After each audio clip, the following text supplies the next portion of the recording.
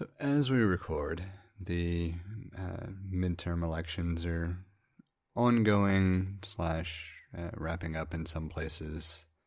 We undoubtedly will not know the results of all of the elections for at least a good, 24-hour cycle or so. But it could be interesting to talk more about our elections as a whole from kind of an abstract view. I mean, we've talked enough about some of the very specific issues and things leading up to this point. Instead of talking about these elections per se, maybe talk about some things about how to drive further engagement, or just kind of let it be a theoretical, wandering conversation. Let's not necessarily focus on anything overly specific, and kind of give a reprieve and maybe even some level of enjoyment and entertainment out of the saga leading up to the midterms. And along those veins, one of the things that kind of prompted that thought is a article that you shared talking about the frequency of elections in the United States and how that could actually be detrimental to creating more voter engagement. And so it certainly seemed like an interesting way to start a conversation and see kind of where it goes. I don't know if it's going to be one of those that I end up with practically nothing to follow up with, or if it spurns some sort of rabbit hole trail of side conversations, or kind of how it's going to go, which I think is the beauty of this type of episode. So thought I would just kind of bring it in and turn it over to you to talk about what caught your eye out of the article, and let's see where it goes. Yeah, what caught my eye was the title of this article from The Hill is For More Democracy, We Need Fewer Elections. And so just from the title alone, I was like, ooh, that's interesting, because a lot of problems we have in this country with elections is poor voter turnout. We're always talking about as long as I can remember, poor voter turnout has been an issue. Something like 40% of the population that can vote will vote. I might have just pulled that out of thin air. I've heard similar numbers. I do think it's skewed a little bit in recent years, because I know, like for the 2020 election, we were talking about record turnout. For what that's worth, sure, it was record turnout, but there was still a large number of voters registered voters who did not vote. So, I also wanted to point out that The Hill is I guess publication is the wrong word. It's a media source that I checked on the bias graph. It sits almost right in the middle or balanced bias, and it is in the more reliable. It's actually in the most reliable box. So, just wanted to put that out there for the listeners, just to give an idea of the source if you're unfamiliar with The Hill. It also sits below the line of most reliable for news, but high in analysis and opinion content. So that makes sense for this, because this is very much an opinion piece about, the fact that we have so many elections, and the obvious points that were made were that the more elections you have, the more time you have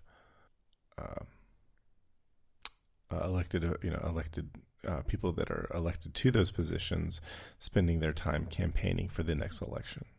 And so there's talk about, like, there's a balance, because one of the benefits of having more elections perhaps is that you have higher level of accountability, because they can be voted out of office.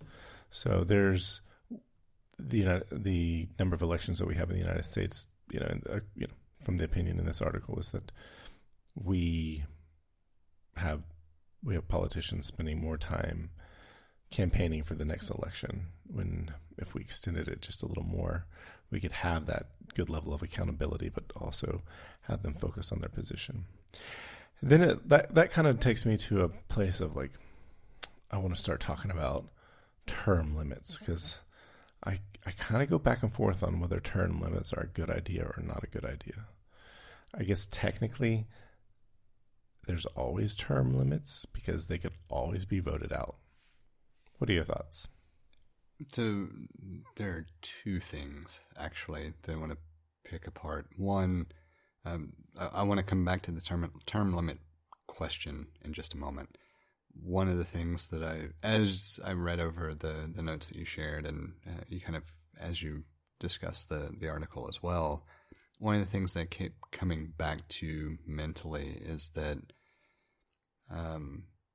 while the frequency of elections could certainly be detrimental, it feels like we're not at a point where that's as much the problem as the overt attempts to not count certain votes or to make it more difficult for certain votes to be counted.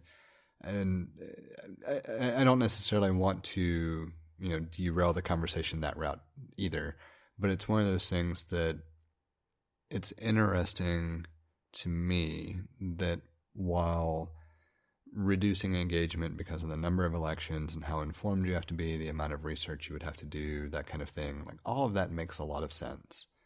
But it feels ever so slightly premature when there are a number of other factors trying to prohibit even the act of voting prior to that point. I agree. I think that this kind of feels like a problem that you'd have in the world of the West Wing. So at some point I stopped watching coverage this afternoon and watched a few episodes of the West Wing just to I'll stay in the mood, but I want to see an idealized version of what American politics could look like. Makes sense. Yeah. And I think the biggest thing is I just wanted to make sure that that's stated, because I don't want to make it sound like that isn't quite well understood. It's just that in the scope of this particular piece and what they were writing about, it's assuming you've overcome that initial hurdle.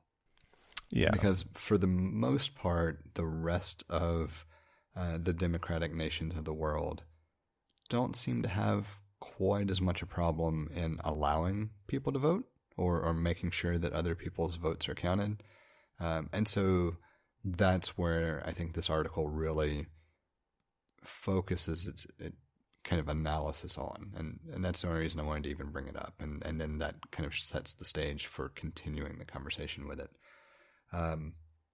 But the term limit piece is an interesting component because I'm not a fan of unlimited terms overall. I think anyone who could theoretically be elected to office at the earliest possible age and reside in the same office until they die, that's problematic. And that sounds extreme, but you could have 4 decades, 5 decades worth of time serving in a public office. I can guarantee you, for as long as you're serving in that office, there's some disconnect between you and the people you are representing. I agree. And I think we sort of touched on this, or this could be like an extension of the topic that we brought up in the last episode where we were talking about, I think it was last show, the average age of the members of Congress is quite high, and they don't seem to be grooming replacements for their positions. Whereas if you had a term, if there were term limits, we do have term limits for certain positions, like the office of the President of the United States, 2 terms. That's the maximum amount. And because I don't think it's not like 2 consecutive terms. I think once you do 2 terms, regardless of whether they're consecutive or not, I don't think you can come back for a 3rd term anymore. I cannot remember the. No, that's correct. It was okay. It was changed. It was after Roosevelt, second Roosevelt. Yes, because he was elected 4 times. I don't think he was able to carry out the entirety of his 4th term, but he was elected to office 4 times, and he was in office for over 12 years. That's a long time. So, yeah, it goes hand in hand with the idea of, as a,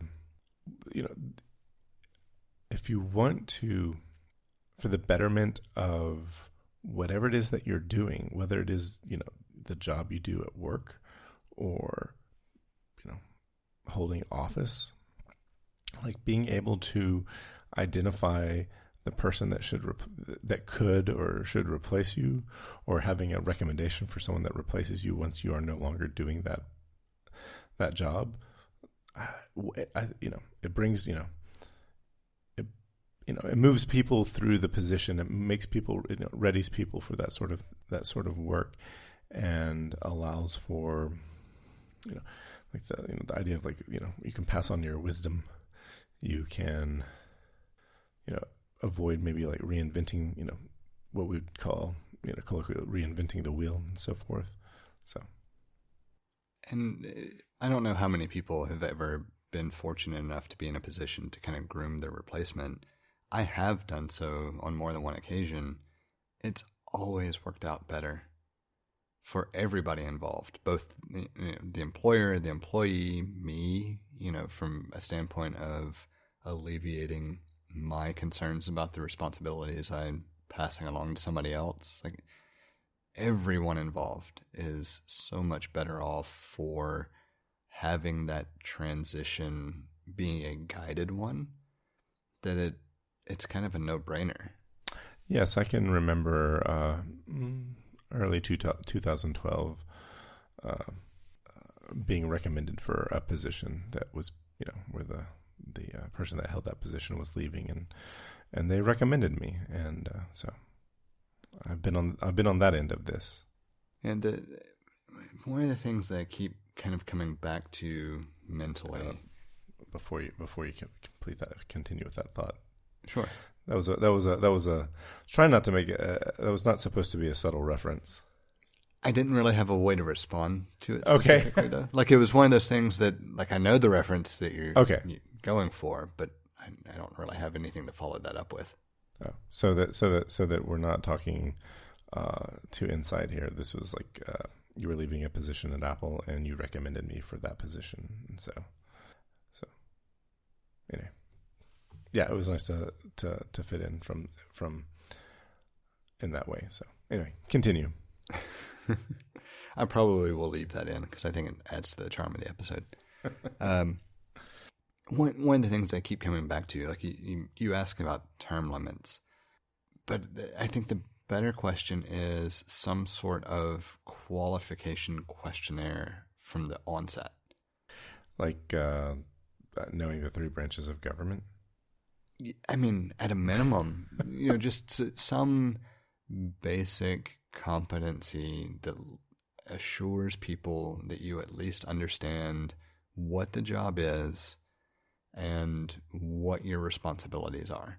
And it doesn't have to be overly involved. Like, I'm not a fan of saying that in a government like ours, where we make this big to-do about it being of the people, by the people, for the people, however incorrect that is in practice, the idea is trying to be as inclusive as it possibly can. And I like that ideal, even if we're nowhere close to it. So I don't want to say that you have to rule people out for, it needs to be a minimum bar, I guess is what I'm getting at. Like just a very cursory, do you understand the 3 branches of government and what their responsibilities are? And do you understand what your powers are or not, right, kind of thing.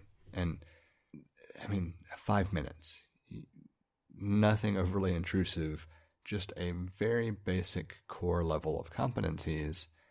And unfortunately, we would have at least a couple of representatives that would fail that test, that have demonstrably failed that test. Yeah.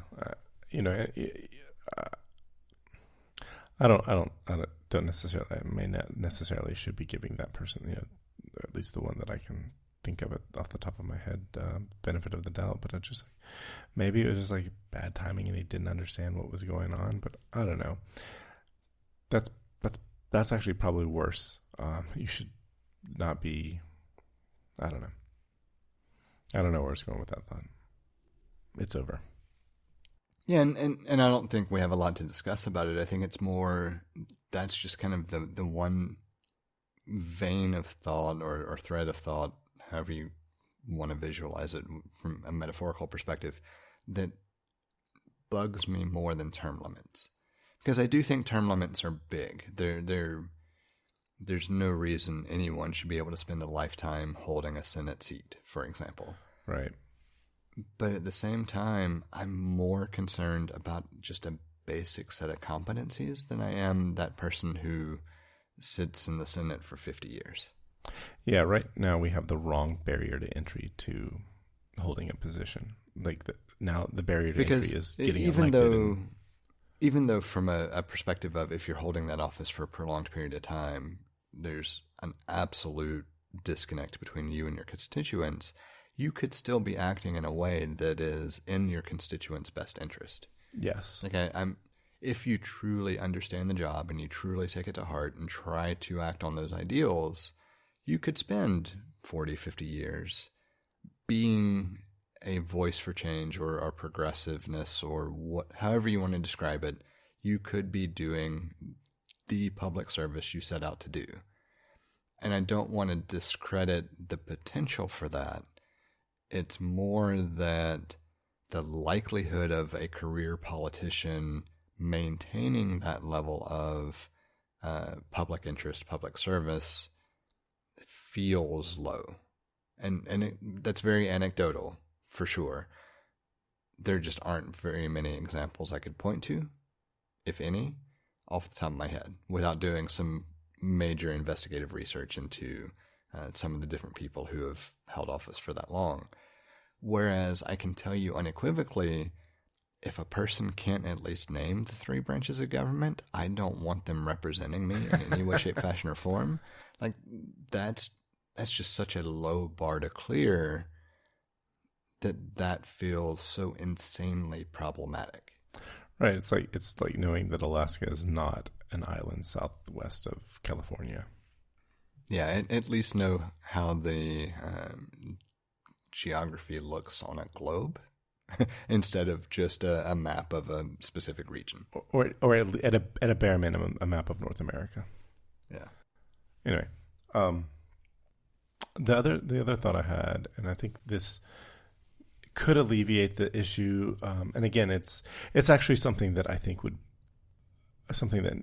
should be addressed sooner, but ahead of the idea of like we have too many elections, but the idea of like how that I don't want to say how difficult it is to go vote or to be able to vote, but within the reason of being able to protect that we have one citizen, one vote, beyond protecting that ideal, everything that we should be doing should be to encourage voters to vote and making it easier for voters to vote. I remember seeing a video where somebody said, we're talking about members of the military died for our freedoms, and it was somebody came in and they edited themselves into the video, or like, yeah, that's why it should be easier to vote. They died for our freedom. It should be easier to vote. And so it got me thinking, you start getting into, why can't I, open up Safari on my computer and log into a website and vote? This is such an interesting one for me. Right?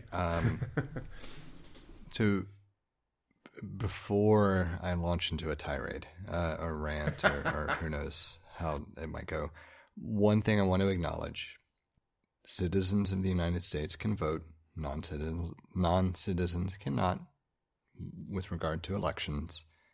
That's pretty easy to... It's a very easy line to draw. It's not that difficult to confirm. We have so many different technological methods to confirm information about a person, so many different databases where that information is stored.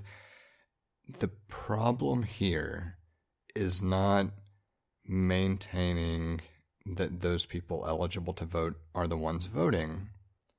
It's that every state wants to do things their own way, and it's stupid. Instead of having every state share a database or share a technology or have the federal government provide the methodology for authenticating a user and logging into a website and casting a vote, all of these different groups want to exert their control over how to determine how that set of pieces of information is are managed. That's the problem. Like, you see it with immunization records. You see it with obviously the records for voting. You see it with DMV records. You see it with the reciprocality of concealed weapons permits, for example. Like, anything that is driven at the state level is, I'm not going to say necessarily flawed or bad, because that's being too reductive, but it's determined at that level. And as soon as you have any interaction with an additional state, if they didn't make the same choices, it's all gone to hell. And that's the problem. It's fine to have this level of sovereignty around what a state can choose for the citizens of within its borders to do or not do, etc. Like, I understand why we created states and have state rights versus federal rights and the differentiation. We've talked about it before. A lot of it is bullshit. We'll just kind of ignore that argument for the time being.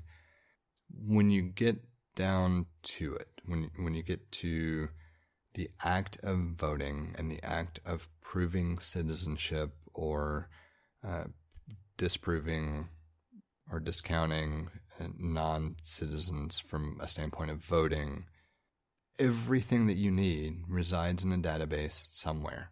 There are multiple databases within the state in which we live that have pieces of information about me as a homeowner with my address, where I would be allowed to vote, whether or not I'm a citizen, my state-issued ID information, my federal-issued passport information. All of these disparate databases and sources of information exist. There is no reason whatsoever, because the technology exists to bridge all of these gaps, that I shouldn't be able to log into one singular website and renew my driver's license and renew my passport and cast a vote, because all of the information that I need to present to prove who I am and where I reside exists in these databases. I should not have to take physical copies of shit that resides in different databases about me to any location at the state or federal level to prove something that I know exists in a number of different places they have access to. Whether it's the IRS or DMV, doesn't matter. Take your pick on government agency. My shit is out there to prove I am who I say I am, with pictures, with biometric identification in the form of fingerprints. I shouldn't have to bring you paper pieces of anything to prove that I am a citizen and that I live at this address. None. Ever. Under any circumstances. Unless I bought a house within the past 30 days and am changing it. Yeah. Yeah. That so gets under my skin. Especially with this bullshit star ID state identification. Yeah. It's just a way to make it more difficult for people to be able to vote. Yes, because let's focus on the star ID. I have a rant here with the star ID that I have yet to put on record anywhere, and it's time to put it on record. There you go. I have a passport issued by the United States of America, the federal government, proves that I'm a citizen. I have a state ID issued by the state of Alabama, driver's license, proves that I am a resident of the state, has my address. They want me to take my state ID, my birth certificate, proof of, with an electric bill, and I don't even know what else, like multiple pieces of paper, to the DMV to get a driver's license issued with an extra little emblem on it that claims to be extra proof that I am a citizen of this area, et cetera, et cetera. And for the things that you already have, you've already presented that information. Yes. My name's on the fucking lease and the deed for this property. The county has information on me residing at this property. The state has information on me residing at this property. The federal government has information on me residing at this property. I should be able to walk into any of those aforementioned agencies or representatives of those agencies with any one form of ID, and they can cross-reference that information, and I shouldn't have to provide paper shit on any way, shape, fashion, or form to prove that I reside at this address. Agreed. You've already done it. It just that pisses me off to no end. Yeah, and the idea, like the technology to do this has existed. Like we've had this for at least a decade. 90% of it resides in fucking MySQL or PostgreSQL databases. I can tell you how to join them. Yeah, like it's the part that just really irks me is that I can walk into a city or state office and they'll pull up the information on me. But you're telling me the DMV, run by a state agency, can't pull up the same information? That's what they're going to tell you. And on top of that, the state's the one who administers or orchestrates or administers is probably the right word, but it doesn't sound right. Like elections. So the state has all the information they need. It doesn't even matter that I have a passport and can prove U.S. citizenship. It matters what records the state has.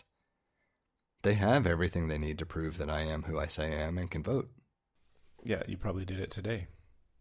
I did. Yeah. And fortunately, the state was, decent enough to be able to pull all that information up with just showing a single photo ID. I know. You did it today. You walk in. So why is the DMV so fucking backwards? Anyway. It makes it harder to vote. It's an additional barrier. There was a rant that doesn't belong in this particular episode, but I had to get part of that rant out. No, we got there. We made steps to get here. What is interesting though is thinking about the technology for or the way the vote happened, right? The orchestration of things today. Like I walk up, I provide my photo ID that has a barcode on the back, state issued driver's license. They scan it, they pull it up. They have the information, I confirm it, they print off a thing, and I go get my ballot. They also look at your picture and look at you. Yeah. Very, very simplistic, right? It actually is very nice compared to some systems back when you were scrolling through paper lists kind of thing. Like there have been advancements. I remember that. I think at my polling place they were using iPad Airs. Yeah, actually it's the same with mine. And so it is great to see advancements in technology making the process easier. But here's the problem. While the process is easier here, what's it look like in, I don't know, Coleman or Jasper or some more... A smaller, more rural area? Is it the same? Like, is this a statewide experience or is it a benefit of being in the Birmingham metro area? See, that's a good question. I'll for feedback for next week. I'll ask. So my family lives in a rural county, and I'm going to ask them because I hadn't even thought about that. And the main reason I thought about it is because I know, thinking about voter turnout in Georgia and some of the changes in laws there since. I'm sure everybody knows at this point, but I am originally from Georgia. I'm far more comfortable claiming that I lived there than I am in the state that I've currently resided for a decade. But like I know general pockets of places in Georgia experience a pronounced difficulty exercising the right to vote as opposed to other pockets of areas. And so I am curious how much of that is potentially like regional from an affluent standpoint versus regional from a population standpoint versus more focused and intentional, these disadvantaged neighborhoods we're just not going to put the resources in kind of overall view. And it's not going to be the same to compare to like the places I was mentioning for, comparing here, but it begs the question of kind of how that's decided and what the experience is like in multiple places, just to get a good feel for it. Because I will say, like, even growing up throughout my time in Georgia and my time in Alabama, I've never experienced any difficulty in going and casting a vote. I've never really experienced much of a wait in going and casting a vote. And I recognize that that's not a universal experience. And so part of this is also just wanting to know if you've experienced difficulties, what that experience has been like. I truly would like to understand some of those differences because I hear about them third, fourth hand.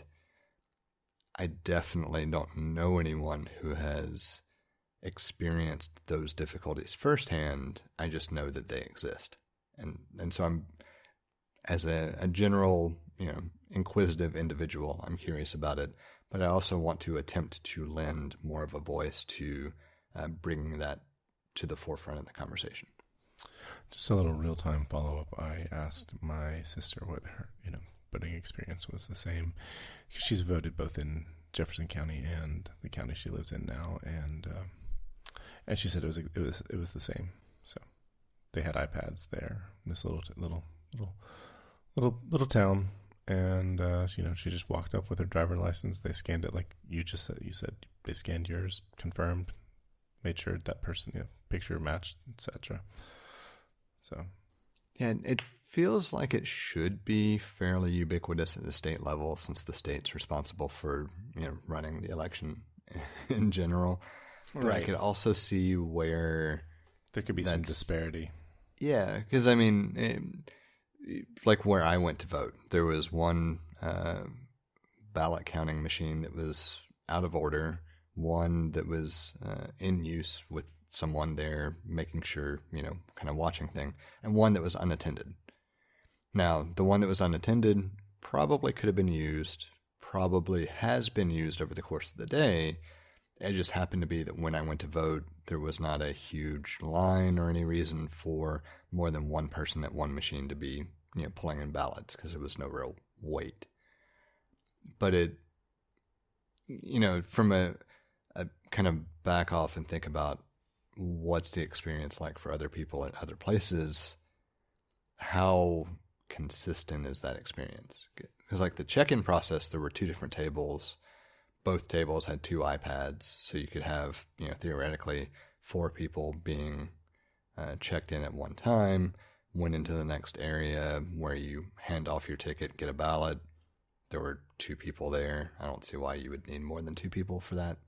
And then you go into, a large area to theoretically have some privacy and cast your vote. And then you had the 3 ballot counting machines, one of which was not working. Yeah. I think the most difficulty, and if I could put quotes around that, I would. Most difficulty I've had voting was, I think I waited in excess of an hour, but, it wasn't that big of a deal. I got to vote. Yeah, I have. But that is a problem. That was like at the end of the day. That was like before, post work, before the polls close, that kind of thing. So, but I do understand, like, some people don't have time to wait an hour. Like, they just simply do not have, like, the time constraints in their life would not allow for that. So I can see how that would be problematic for some people. But now with the ability, with the increase in early voting, I think that helps a lot. Well, again, assuming that you qualify for early voting, right? Like, in Alabama, you have to meet certain requirements to cast an early vote, and if you don't meet those requirements, you have to go physically vote, which is bullshit too. But that's a whole separate tangent that I could get started on. There is at least some bastardized logic that makes it kind of make sense. Well, it's, at one point it might have made a lot of sense to do it the way that they're doing it, but now, it's easy to be like, well, here's why these other ways make more sense. Well, I think the problem with that thought is that I was trying not to necessarily be this pessimistic, but I'm going to do it anyway. Do it.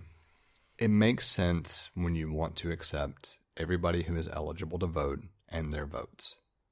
Where it doesn't make sense is when you want to make it a little more difficult for certain groups to cast their votes because you know that those groups tend to vote in a specific way.